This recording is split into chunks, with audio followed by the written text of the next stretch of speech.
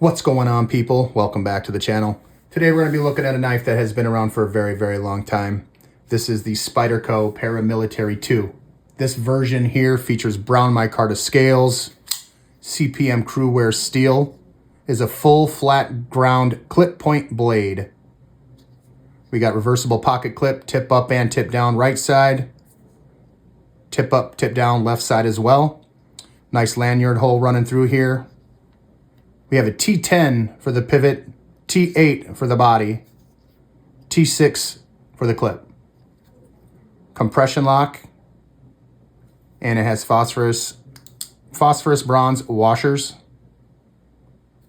Very nice knife, very overbuilt. This thing is a beast. It's gonna cut through anything you're gonna need this thing to cut through. It's very, very sharp.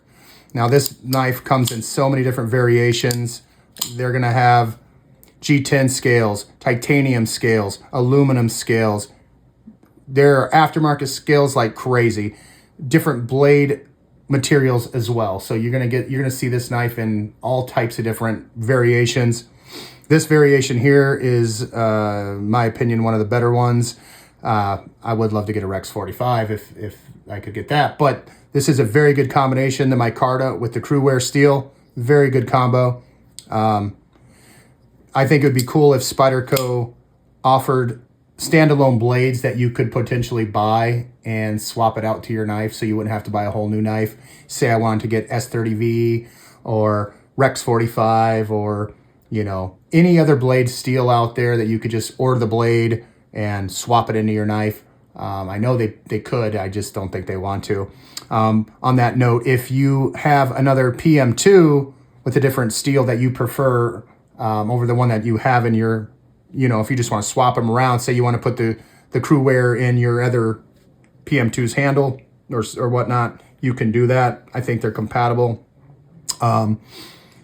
This one really here has no cons that I could think of. It's a minor nitpick. I won't call this a con.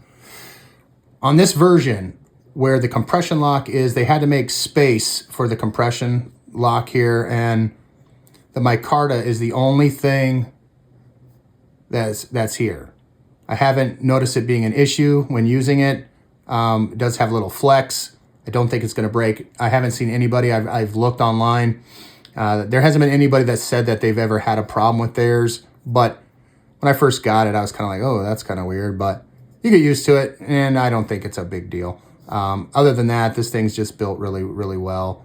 The ergonomics are just fantastic. Good grip, plenty of real estate here for your hands. You naturally always want to go like this. When I grab it, I naturally want to put my thumb on that jimping right back here. Just feels real good. You know, you could always choke up to this point here. It's very cool how they designed that. I mean, you just got so many different ways of holding this bad boy, you know. Very cool knife. Now, this thing's going to run you about $200-ish. For this variation, I don't know. There's so many variations that the price is going to go all across the board. But this variation here, $200-ish. So we're going to put this up against a couple other heavy hitters here, or I think they are anyway. We got the Kershaw Blur. This one is assisted. Nowhere near the cost of the Spyderco, but very nice knife. My favorite, the Cedulo, the Gerber Cedulo. We got to put this bad boy up against the PM3. Of course, we got to do that. There you go. And last but not least, we're going to do Civivi Vision FG. Very cool knife. If you haven't seen my video on this knife, check it out. I still have to get to these two, but I have video on my Cedulo. I have a video on the FG. So if you're interested in seeing those, check those out. The weight on this bad boy is, what is it here? What is the weight? I don't remember.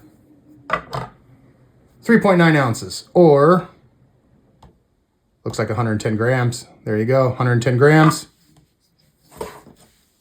Blade length of this bad boy. Cutting edge is about 3¼ inches. The blade where it meets the scales is about 3½, a little over 3½ inches. Handle length is looking at 4¾ inches. So there's that. Now let's get a width comparison to these things. So this is going to be up against the blur. Almost the same. Put it up against the PM3. This is the lightweight, so it's going to be a little different than the traditional, but I think they're about the same. This is almost identical. The Cedula is much thicker. It's got a much more robust handle. And then the Vision FG. So there you go for that. So I was going to make a different video tonight, but my package didn't arrive, so that's unfortunate. It's going to be a very cool video. The knife that I have coming is limited edition, 1 of 100.